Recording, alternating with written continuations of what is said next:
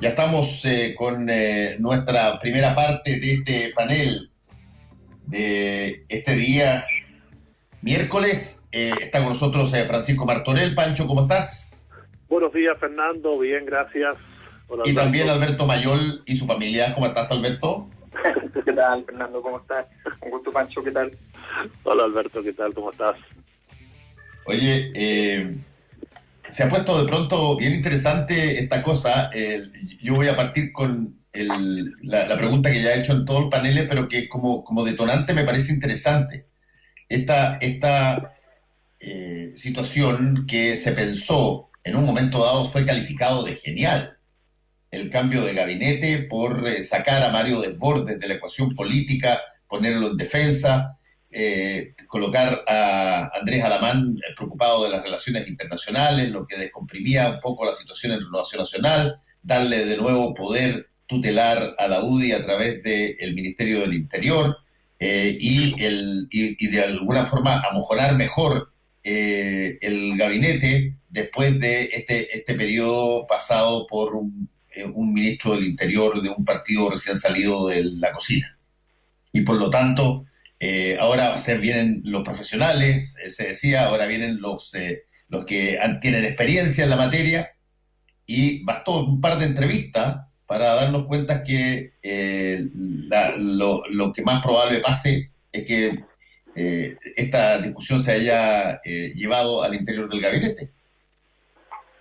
Sí, yo Alberto. creo que, yo creo que uno nunca sabe cuál fue la intención original. Todo da la impresión de que efectivamente era un mecanismo de control interno del sector y tratar de que el gobierno tuviera una vertebración.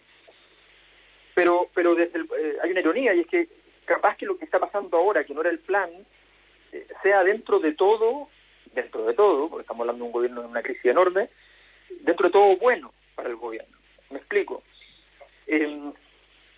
Uno de los problemas que estaba ocurriendo es que no había, y lo habíamos comentado acá, no hay sistema político. Entonces, la caja que procesa la discusión del país no existe. Está la postura, digamos así, de las calles, y está la postura del gobierno que tiene que responder a la calle, básicamente a estas alturas poniendo recursos líquidos, o sea, una relación de política pública a cero. En ese contexto, el hecho de que adentro del gobierno haya entrado la discusión completa, constitucional, de todo tipo, y se esté dando dentro del gobierno, por lo menos sustituye funcionalmente el sistema político del gobierno y se transforma en un espacio de deliberación. No es lo que los gobiernos hacen, no es lo que corresponde, pero por lo menos ocupa un lugar. No digo que llena un vacío, porque no lo llena, pero ocupa un lugar que está pendiente. Entonces, yo creo que, irónicamente, esta falla, y esto pasa mucho en las crisis, digamos que los aciertos se convierten en fallas y las fallas pueden ser un acierto.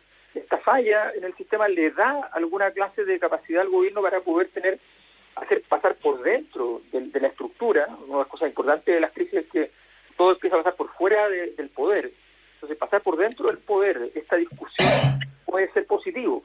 Ahora, obviamente, sabemos que probablemente el objetivo era otro, y esto se lee como un asunto bien delicado dentro del gobierno, y todos nos imaginamos que más o menos los ministros iban a responder a eso con cierto conservadurismo y con cierta docilidad, y no ha ocurrido, lo que revela igual que el gobierno no tiene la capacidad de ordenar sus filas, ni siquiera entregando el premio mayor. Entonces, el asunto se vuelve en ese sentido complejo, pero aún así creo yo que de alguna manera le entrega un cierto capital político al gobierno, el hecho de que haya una discusión compleja del país que se logre dar dentro de Palacio. Pancho.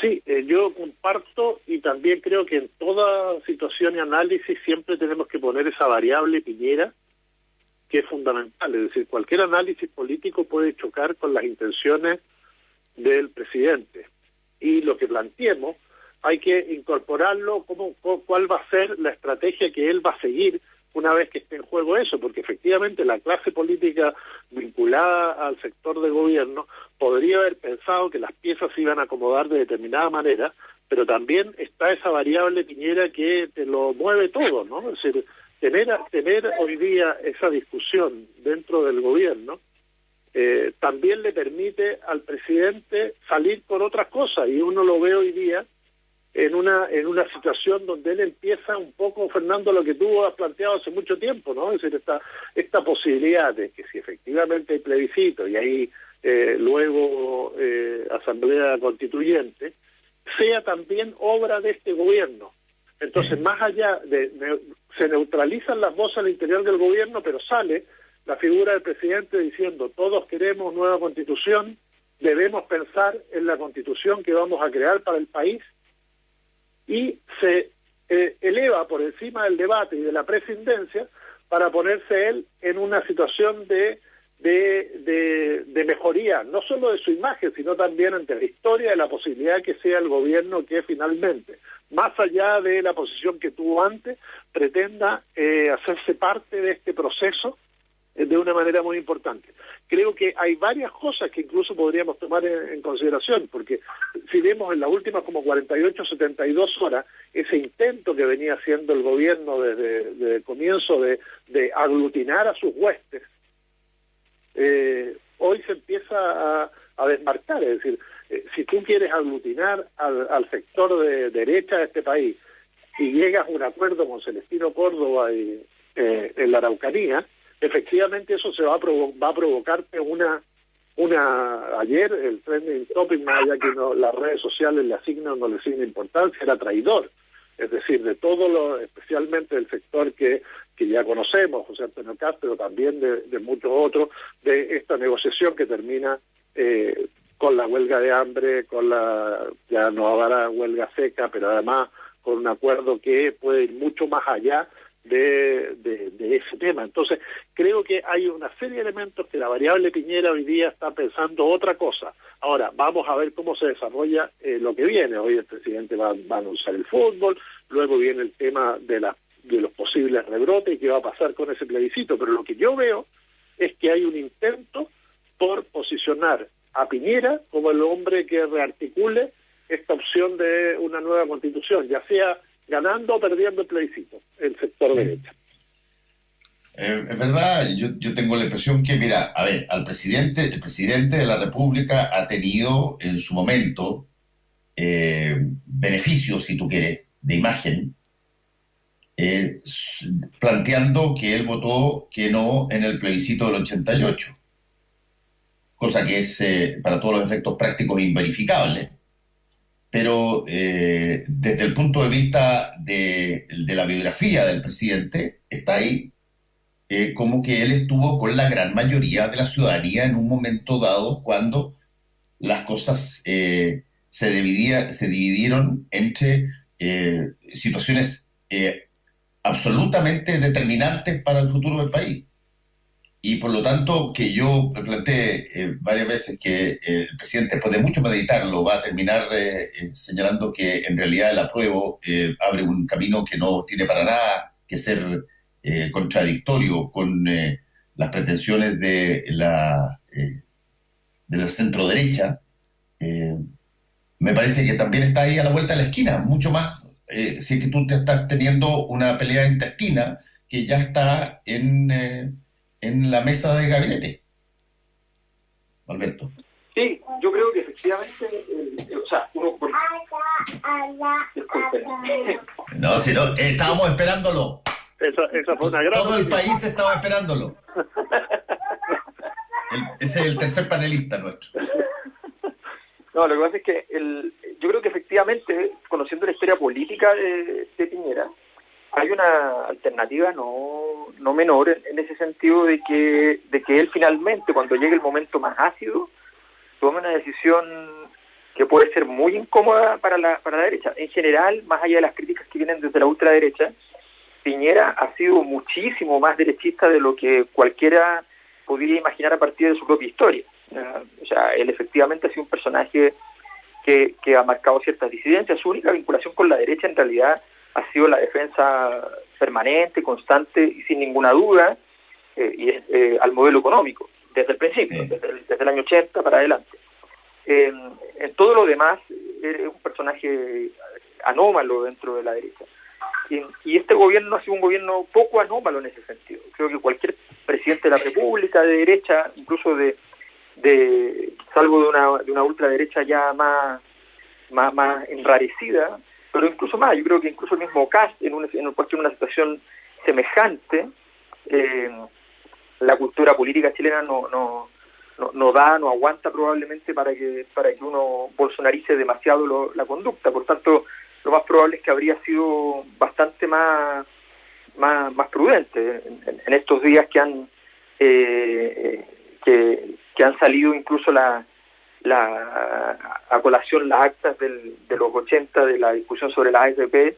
Uno ve que adentro del mismo gobierno de la dictadura había disidencia, había aspereza, había discusión, habían metáforas complejas adentro de la reunión. O sea, hay gente que decía, bueno, pero esto es como hablar sobre la democracia, hablando a favor de la democracia en medio de la dictadura. O sea, eso en la tradición política chilena no es tan raro. Por tanto, uno podría decir que cualquier presidente de derecha habría sido más o menos habría relativizado algunas de estas cosas más extremas que se están diciendo por parte de la ultraderecha. Pero dicho esto, yo creo que Piñera siempre ha tenido esta capacidad de saltarse la fila y desencuadrarse respecto a su grupo. Eso está bien claro. Es una de sus virtudes empresariales, ha sido algunas veces una virtud política, es uno de sus grandes defectos políticos también. Y en ese contexto, yo creo que efectivamente acercándose la fecha del plebiscito, viendo una ecuación 80-20, donde él, aunque apoye el rechazo, no se va a quedar con esos 20, porque finalmente ha sido una figura que ha actuado por prescindencia, puede perfectamente dar un giro, y por la razón que sea, ya sea por ensuciar el apruebo, o por efectivamente ir a buscar lo que haya de apoyo, o sencillamente por confundir, ya perfectamente podría terminar en ese lugar, que es por de pronto por donde comenzó. Si él dijo al principio que estaba por el apruebo, pero que el gobierno iba a ser presidente. Entonces, yo creo que efectivamente la posibilidad de que Sebastián Piñera busque una salida, vamos a decirlo así, como la crisis del lago encontró el decirle que no a Estados Unidos en Irak, es posible que busque al menos, no sé si encuentre, pero busque una salida que sea sorpresiva, que sea inesperada y que le permita decir que que maneja una estatura que no es la que habitualmente le estamos viendo. Sí, y nos faltó recordar la famosa marcha del 25 de octubre, ¿no? Esa de cientos de miles de personas, ¿se acuerdan cuando prácticamente el gobierno intentó en su discurso de la tarde apropiársela? En el fondo, ese tipo de actuaciones a las cuales el presidente nos tiene acostumbrados se pueden repetir, sobre todo cuando tú estás en un escenario donde hay una oposición que de alguna manera empieza a decir o a levantar un discurso también que aquí no solo estamos generando un itinerario constitucional, sino que también estamos plebiscitando la acción de un gobierno. Y cuando tú plebiscitas la acción de un gobierno mezclado con lo otro, en medio de esta crisis, con un 14,1 de caída de la economía, con la situación de pandemia, con probable rebrote, con un manejo, con un descontento social que se produce por distintas razones, pero que finalmente siempre los ciudadanos le van a terminar echando la culpa al que está en la moneda, obviamente que el desmarque del presidente de ese rechazo es fundamental para poder luego encabezar o de alguna manera darle forma a este proceso constituyente. Creo que por ahí está la estrategia de Piñera. Y en ese marco, si uno analiza hoy día la llegada de Desbordes al gobierno, es una estrategia equivocada, porque lo que más le habría convenido en este escenario hoy a Piñera era tenerlo en Renovación Nacional y de alguna manera encarnando la opción más cercana al apruebo de un partido fuerte de su sector. Entonces ahí vamos a ver qué movidas hace Renovación Nacional estos días. Creo que se van a acomodar algunas piezas, todo esto en medio de una discusión que va a tener que ver, ¿estamos a cuánto? ¿A 67 días del plebiscito? No tenemos no tenemos claridad de cómo votan las personas que van a estar activas, que van a ser mucho más que las 15.000 y que según los expertos ya no son 15.000, sino que esa cifra hay que multiplicarla por 4 o por 5 para efectivamente dar cuenta de por qué mueren entre 30 y 90 personas por día. Es decir, hay una serie de cuestiones que vamos a ir viendo, pero en este escenario creo que las movidas, mientras esté el plebiscito ahí fijo para octubre, vamos a sentir a ese Piñera que de repente descoloca a su sector y se acerca al otro. Recordemos solamente cuando cerró el penal Cordillera, creo que ayer la sensación que existió en la ultraderecha y en ciertos sectores de derecha un poquito más de centro, en eso, y es lo que sintió también la oposición, se sintió más cerca de Piñera que su mismo sector. Sí, yo quisiera hacer un punto ahí sobre lo que dice Pancho, porque hay un asunto que yo creo que en general le hemos dado menos atención de lo que implica.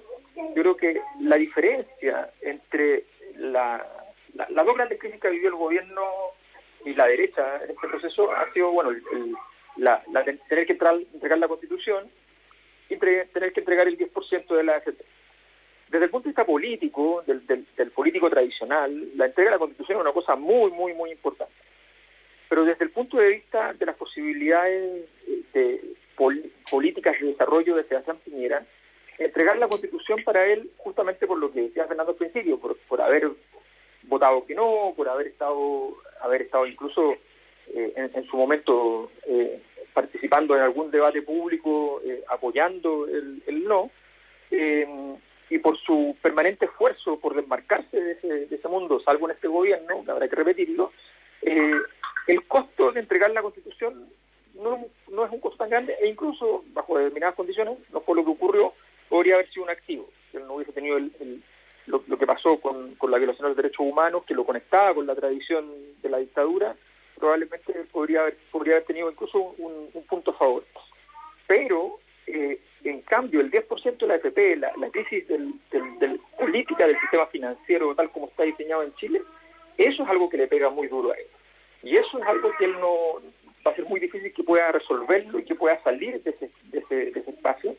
Y yo creo que es la crisis que lo va a perseguir, porque en eso todo político tiene como, entre comillas, su lugar del crimen. O sea, todo político sabe que hay un tema en el cual, si él cede, no solo no se ve como un hombre de Estado o como una mujer de Estado, sino que se ve sencillamente como alguien que entregó lo más valioso y lo más importante de su propia corona.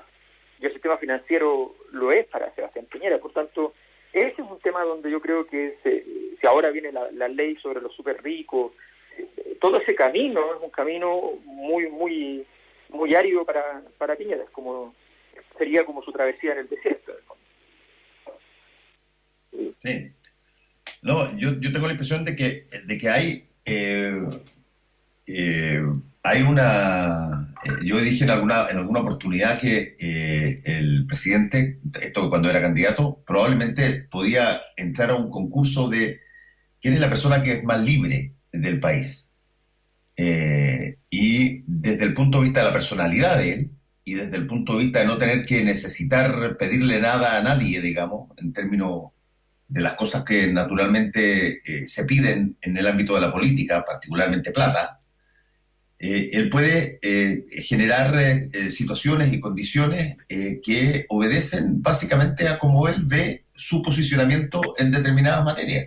Tú mencionaste lo del penal Cordillera, que fue una cosa que causó un resquemor al interior de su sector brutal, pero recordemos también la frase de los cómplices pasivos. Sí, esa fue muy violenta para la propia derecha, y la derecha más dura. Está hablando de personas que incluso estaban en su gabinete o estaban en el Parlamento. Y lo planteó aprovechando una oportunidad donde el presidente hace eso. O sea, tenemos un presidente que no es pasivo frente a este tipo de situaciones, que no se queda pasmado como puede haber pasado con otros presidentes o presidentas frente a determinadas materias. No, actúa. Y cuando actúa con apoyo mayoritario, llamémoslo así, o cuando él percibe que el apoyo mayoritario está en una determinada manera, salvo esas variantes que estoy de acuerdo con Alberto, que tienen que ver con cosas muy específicas de sistemas económicos, si es que tiene que ver con lo político, como puede ser, por ejemplo, una nueva constitución, eh, yo no veo por qué el presidente tenga que quedar en los anales de la historia como alguien que estuvo en la parte más minoritaria reaccionaria del país. Sí, bueno, Pero yo creo, Fernando, que todas las señales que has dado en esta última semana apuntan a que no quiere quedar ahí y que tampoco quiere ser plebiscitado en octubre próximo. Quiere de alguna manera empezar a generar una nueva constitución y ser el que la encabece históricamente, aunque sabemos que la historia se va a escribir de otra manera, digamos, pero por lo menos en este periodo en que él está ahí, efectivamente va a tratar de encabezar y aparecer como el hombre que lo consigue, generando un gran descontento en su sector, pero que lo va a perder. Es decir, vamos a notar efectivamente en las próximas mediciones estos reacomodos que se producen de sector, y va a haber una baja de apoyo de su sector, pero va a ser muy adecuado en la estrategia que él empieza a plantear, y que efectivamente vamos a tener resultados. Todo esto viendo qué va a pasar, porque hoy día la única certeza es que vivimos en un mundo de incerteza, digamos. Es que no sabemos cómo va a ser nuestra próxima semana. Vemos, y aquí haciendo ese panorama internacional, Alemania registra más casos en los últimos 3 meses, el rebrote en España realmente es preocupante, y efectivamente la salida nuestra, si se da al estilo del lunes, como vimos en algunos sectores de Santiago, cuando esto sea más libre, también nos va a generar una serie de inconvenientes dentro de 10, 15 días que podríamos empezar a ver rebrotes, y con rebrotes todos vamos a empezar, o mucha gente va a empezar a plantear si es posible la realización sí, del plebiscito. Y lo que pasó en Nueva Zelanda apunta a decir la figura mejor evaluada en el mundo del control del rebrote, cuando estamos hablando de 20 casos que suspendió un mes o las elecciones generales, puede ser un ejemplo a seguir por un sector. Ojalá que no, y ojalá que las cosas se den como tienen que darse, que podamos llegar a ese plebiscito, que ocurra lo que tiene que ocurrir, y que a partir de ahí se genere ese llamado que uno, cuando ve a Hernán Larraín ayer en el Ministerio de Justicia haciendo este llamado al diálogo, etcétera, sea escuchado y se entienda por todos los sectores, digamos. Ahora tú mencionaste ahí Nueva Zelanda, Pancho, y ahí yo siempre hago el hincapié en estos días, que ha sido muy citado Nueva Zelanda. Nueva Zelanda tiene desde el comienzo, desde el principio, una estrategia de que a la menor señal de que haya algún tipo de brote relativamente significativo, se cierra. O sea, no es una acción puntual para un caso específico. Lo hizo con 20 casos al principio, lo hace con 4 casos ahora. Lo ha hecho en todas las circunstancias. La estrategia de Nueva Zelanda es: aquí no pueden haber casos. Y para eso, cuando hay que cerrar, trazar y limpiar el asunto de cuajo. A diferencia de muchos otros países, incluyendo Chile, donde hemos tenido estrategias variables, distintas, digamos. Por lo tanto, la crítica a Nueva Zelanda hubiese sido si es que con este brote de 4 personas de una familia, ellos hubiesen considerado que la estrategia histórica que estaban llevando a cabo no correspondía, y entonces se hacían las elecciones. Era total y absolutamente esperado que esto pasara. Sí, claro. Y yo hablé con Cristian Gómez, un chileno que trabaja, que Alberto lo conoce mucho, lo he entrevistado ya 3 o 4 veces, y él planteó que esto era el estándar que se esperaba en Nueva Zelanda, con 4 brotes, 4, porque así había sido hecho desde el comienzo, y por eso el éxito que habían tenido. Entonces, utilizar a Nueva Zelanda como de alguna manera ejemplo de que no se puede hacer una elección porque hay muy poco brote, me parece ridículo, porque, insisto, esa ha sido una estrategia, pero prístina, transparente de Nueva Zelanda desde el principio. No esperar a los 1.000 muertos. No esperar a nada, sino que apenas hay constancia de que el asunto eventualmente puede subir, se para. Pero la posibilidad de que algunos sectores lo utilicen, eso sí se va a dar. Sin duda. De hecho, mira a Donald Trump, que recomendó a los ciudadanos norteamericanos no ir a Nueva Zelanda por lo que estaba pasando. Sí. Es decir, en el mundo nuestros líderes dan para todo, ¿no? Sí. No, estamos en ese sentido estamos en una época particularmente corrosiva, pero sí, efectivamente yo creo que es bien importante entender que además hay países que, independientemente que a uno le guste o no le guste la medida que toman, ¿ya? Vamos a poner los extremos, digamos, por un lado Nueva Zelanda, por otro lado Suecia, ¿ya? Tuvieron un plan estratégico general, con un criterio general a respetar. Después eso se puede modular, porque los proyectos y las estrategias obviamente no son indiferentes a la realidad, pero tú tienes un plan concreto, no dices desde el principio vamos a ir viendo, no, sino que tú tienes un plan, y eso siempre es importante, y por eso, claro, cuando uno va y dice, es que aquí se va a suspender esto, pero mientras estamos abriendo centros comerciales vamos a decir que vamos a suspender un proceso electoral, suena un poquito ridículo, ¿no? Sí, no, por eso espero que todo este proceso se siga dando, y además hoy día se anuncia el retorno del fútbol, es decir, hay una serie de cosas que tú puedes hacer, por lo tanto no tendríamos que tener problema alguno en ir a las urnas en octubre. Ahora, efectivamente vamos a ver en los próximos días qué ocurre. Lo que siempre nos dicen los expertos es que las cifras que tenemos, esto es igual que la astronomía, estamos mirando de alguna manera el pasado, ¿no? Es decir, sí. Lo que las cifras que vemos hoy día son las que corresponden a 5, 6 o 10 días atrás, y lo que está pasando hoy, los contagios de hoy los vamos a ver dentro de 10 o 15 días, y efectivamente si hay una curva para algunos,